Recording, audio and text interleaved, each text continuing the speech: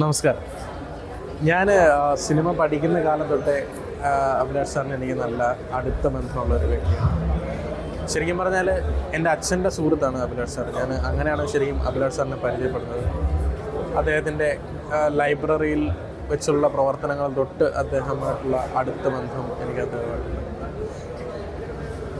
അദ്ദേഹത്തിൻ്റെ ആദ്യത്തെ ഒരു ഷോർട്ട് ഫിലിം, അതായത് റേഡിയോ എന്ന് പറഞ്ഞിട്ടുള്ളൊരു ഷോർട്ട് ഫിലിം ചെയ്യുമ്പോൾ ശരിക്കും പറഞ്ഞാൽ ഞങ്ങൾ കുറച്ച് സുഹൃത്തുക്കൾ ചേർന്നിട്ട് ഞങ്ങളുടെ ആവശ്യങ്ങൾക്കായിട്ട് കുറച്ച് എക്യുപ്മെൻറ്റുകളൊക്കെ ഉണ്ടാക്കിയിട്ടുണ്ട്. അതായത് ഇപ്പോൾ ട്രാക്ക് ആൻഡ് ട്രോളി, ചെറിയ ക്രെയിന്, അങ്ങനത്തെ കുറച്ച് സാധനങ്ങൾ ഞങ്ങൾ ഉണ്ടാക്കിയിട്ടുണ്ട്.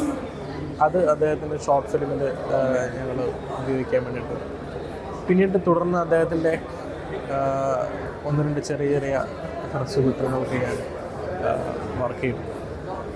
പിന്നെ സിനിമ എന്നുള്ളൊരു മോഹം അദ്ദേഹത്തിൻ്റെ മനസ്സിൽ വരുമ്പോഴും പല പല സബ്ജക്റ്റുകളും പല പല ചർച്ചകളും ഞങ്ങൾക്കിടയിലുണ്ടായിട്ടുണ്ട്.